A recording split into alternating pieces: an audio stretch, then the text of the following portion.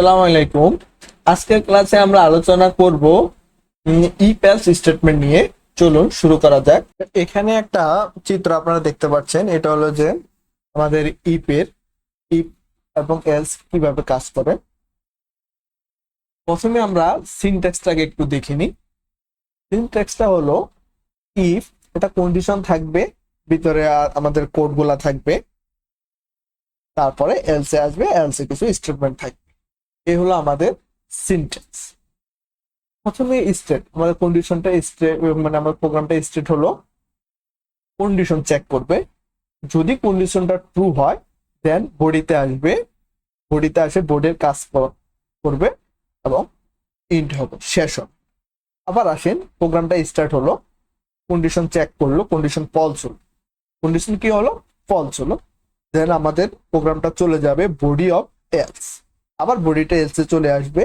Else আসি, এলসের যে কাজগুলা করবে, করার পরে আবার ইন্ডে চলে আসবে, মানে এলসের পরে যে কন্টিনিউ করবে, যে কোডগুলা থাকবে সেগুলা এক্সিকিউট করবে। এই হলো মূলত ইফ এবং এলসের এক্সিকিউটিংটা, যেটা আমরা লক্ষ্য করব। প্রোগ্রামটা আমাদের এইভাবে কাজ করে। ডার্ট ফাইল ওপেন করেছি, ইফ এলস ডট ডার্ট নামে আপনারা ক্রিয়েট করে নেবেন, মেইন মেথডটি ক্রিয়েট করে নেবেন। এখানে একটি ভেরিয়েবল ঘোষণা করছি, var age is equal to same. গতকালকের এক্সাম্পলটাই আমরা দিলাম। প্রথমে আমাদের ইফ এলস কাজ করার জন্য আমাদের কন্ডিশন লাগবে। প্রথমে স্টেটমেন্টে আমরা ঘোষণা করে নিচ্ছি ইফ নিয়ে নিলাম আমরা। ইফ এর মধ্যে একটা কন্ডিশন আমরা এখানে দিতে হবে। ইফ এর সাথে আমাদের সিনট্যাক্সটা হলো এলসও থাকবে। এলস এর মধ্যে কোনো কন্ডিশন রাখি নাই, কারণ আমরা ইফ এর মধ্যে ফার্স্ট ব্র্যাকেট দিয়ে আমরা এখানে কন্ডিশন দিতে হবে। ইফ যদি কাজ না করে সেক্ষেত্রে আমাদের এলস কাজ করবে অবশ্যই। দেখতে পাচ্ছেন এলসে কিন্তু আমরা এইভাবে দুইটা প্যাকেট দেই না, কারণ এলস এটা নেবে না, এলসে কখনো কন্ডিশন হয় না। সেক্ষেত্রে আমরা ইফ এর মধ্যে একটা কন্ডিশন দিয়ে দিচ্ছি, গতকালকে যে কন্ডিশনটা আমরা ব্যবহার করছি, এজ দিয়ে দিলাম, সেম ভাবে দিয়ে দিলাম 18। আমরা এখানে একটা কন্ডিশন দিব, আমরা সেম গতকালকের এটি আমরা কপি করে নিচ্ছি। ইফ এর মধ্যে আমরা স্টেটমেন্টের কোডটা দিয়ে দিলাম এবং এলস এর মধ্যে এই কোডটা আমরা দিয়ে দিলাম। ইফ এবং ইফের পরবর্তীতে এলস কাজ করবে, দুইটাই সেম। ইফ যদি বুঝতে থাকেন আপনি, ইফ না কাজ করলে এলস অবশ্যই কাজ করবে। জিনিসটা আসলে এইটুকুই, এখানে আসলে বোঝানোর মতো তেমন কিছু নেই, কারণ গতকালকে আমরা এই বিষয়গুলো নিয়ে আলোচনা করছি। পার্থক্যটা একটু বোঝার চেষ্টা করেন। ইফ এর মধ্যে যদি কাজ করে সে আর এলসে যাবে না, সে আসলে ব্লক থেকে বের হয়ে যাবে আমাদের কোডগুলা।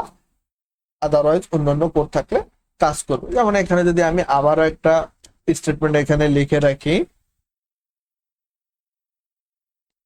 হেলোই লিখে রাখলাম, দেখতে পাচ্ছেন আমাদের কিন্তু দেখেন এখানে আমাদের ব্লক ইফ কাজ করেছে, এলসে আর আসে নাই, কিন্তু আমাদের পরবর্তীতে প্রোগ্রামের ধারাবাহিকতা সে সবসময় কন্টিনিউ করবে। এটাই প্রোগ্রামের নিয়ম, প্রোগ্রামের ধারাবাহিকতা থাকবে। যে কোডগুলো আছে একবারে শেষ পর্যন্ত এক একটা কোড এক্সিকিউট করবে।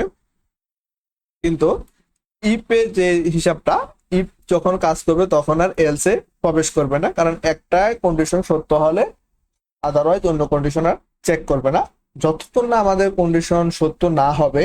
যেমন আমরা যদি এখানে পরবর্তী ক্লাসে আমরা দেখব ইফ এলসিফ এলসিফ এলস, অনেকগুলো এলসিফ থাকবে, এলস থাকবে। তখনই আমরা দেখবো যে আমাদের প্রথম কন্ডিশনটা সত্য না হলে পরবর্তী কন্ডিশন চেক করবে, পরবর্তী সত্য না হলে পরবর্তীটা চেক করবে। একাধিক কন্ডিশন আমরা দিয়ে রাখবো, সেই জন্য আমরা এলসিফ ব্যবহার করে থাকি। সেটা আমরা আগামী ক্লাসেই দেখবো উদাহরণটা। আজকের ক্লাসে এই পর্যন্তই, সে পর্যন্ত ভালো থাকবেন, সুস্থ থাকবেন, আল্লাহ হাফেজ।